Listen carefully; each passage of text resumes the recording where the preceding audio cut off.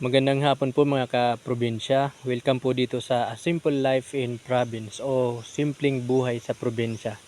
So ngayong hapon nandito po ako ngayon sa bumalik po ako dito sa mini farm. Saka nandito po ako ngayon sa pinagtatamnan ko ng kamuting kahoy. Actually nandito lang naman po yan sa likod ng bahay na pinapagawa ko. Ayan po yung bahay. So di pa po talaga natapos kasi nag-cut off yung pagpapagawa ko kasi naubos na yung budget. So kailangan ko mag-ipon muna. Actually nandyan po ako for temporary. Nasa bang house po ako. Nandun sa kabila may bang house po na ginawa yung mga gumagawa ng bahay. Pansamantala dyan ako nag-i-stay kasi malayo na po dun sa bahay ng mga magulang ko nandun po sa kabila. Saka pag uuwi po ako dun, mahihirapan po ako mag-asikaso ng mga pananim dito pag nandun ako sa kabila habang wala pa yung work ko. Kaya nag-stay muna ako for temporary sa ginawang bang house ng mga gumawa ng bahay. So ngayon nandito ako, bumalik ako dito sa dito sa pinagtamnan ko ng kamuting kahoy para i-check kung lahat ba naka-survive kasi nung nakaraan, nung hindi pa pumasok yung amihan, sobrang init po talaga. Actually may mga namamatay nga po itong medyo bakante. Namatay po itong iba dito. Hindi po nakasurvive kaya yung iba makikita nyo, mapapansin niyo wala pong tanim kasi namatay po. Kailangan ko pang tamnan ulit. Mga nakaraan medyo bumagal siya nung mainit yung panahon, pero nung nagsimula ang amihan kasi palaging umuulan, so ang bilis niyang lumaki. Kaya ngayon kung tatayo ako, yung iba hanggang balikat ko ng iba lagpas na din sa akin. Yung iba dito is yung malagkit na kamuting kahoy, pero yung karamihan po nito itong hanggang doon, ito yung dilaw po yung niya, yung laman. Pero itong mga itong maroon po yung tangkay niya is po ito malagkit, yung kulay puti po yung laman nito. Ito yung mga yellow, itong medyo yung niya, may pagka yellow yung mga tangkay. Yan po ang mga yellow ang laman. Hanggang doon po ito sa dulo yung may mangga. Kaya nga pinutol ko yung ibang sanga ng mangga kasi may puno po ng mangga dyan na natumba dahil sa sobrang ulan, pero matagal na po ito. Nung nag-straight po talaga yung ulan, lumambot yung lupa kaya nabuwal yung puno. Pero buhay pa po yan. Kaya hindi ko po matamnan lahat dito kasi naharangan ng malaking puno ng mangga. Actually itong mangga na ito is centennial po ito. Sobrang sobrang laki na. Sobrang haba ng mga kamuting kahoy, lagpas ulo ko na.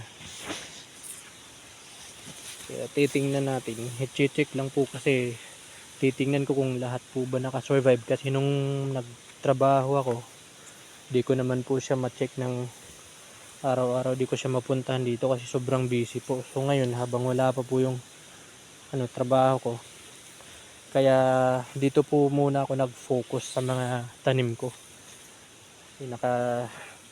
Nakakaano po talaga siya, libang, nakakawala po ng pagod, saka ang sarap sa pakiramdam yung titingnan mo yung sarili mong pinagpaguran. Yung dito po banda sa dulo medyo may mga damo po siya, pero madali lang naman po itong klase ng damo na ito, madali lang po itong tanggalin. So ayun, may mga papaya din po dito, pwede sa pwede panghalo sa tinulang manok.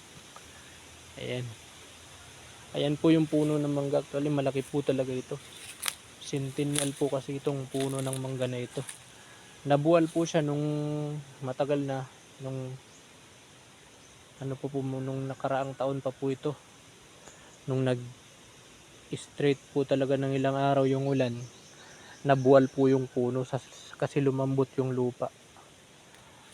Ayan, tumumba po siya. Yung ibang sanga po nito, ayan, pinuputol ko na kasi naanuhan po yung mga kamuting kahoy. Hindi po siya, kaya medyo delayed yung paglaki ng dito na portion kasi hindi ko po agad naputol yung ano.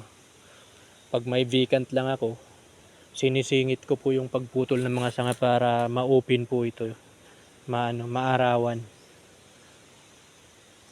Kaya dalawang puno po kasi ito, yung isa nandyan sa ano, diyan sa may malapit sa bahay, pinutol ko po, ayan.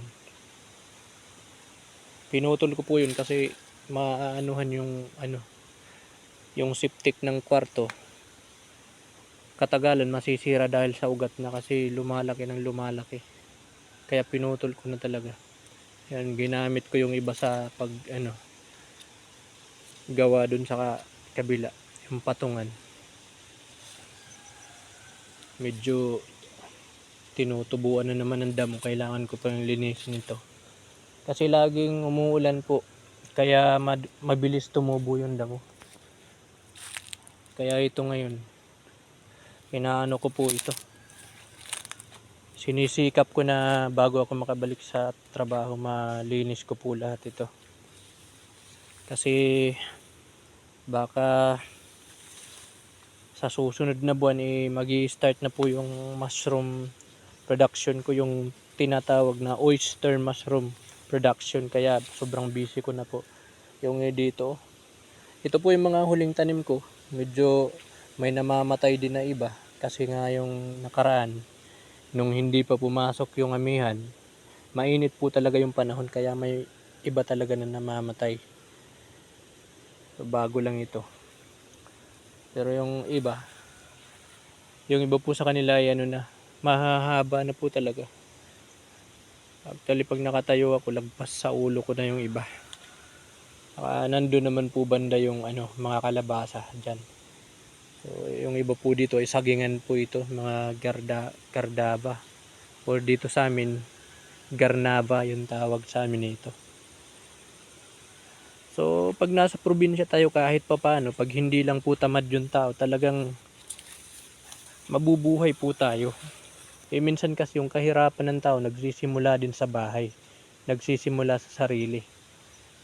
Paano ka naman naasinso kung naghihintay ka lang, parang si Juan Tamad, naghihintay kailan mahuhulog yung bunga ng bayabas. Sabi pa nga ng ano, may kapal, kumilos ka tao at tutulungan kita. Kung nakatambay ka lang, ano bang darating sa'yo? Wala talaga. Kaya kahit pa paano, pag may mga lupa po tayo, wag po tayong matakot humawak ng lupa.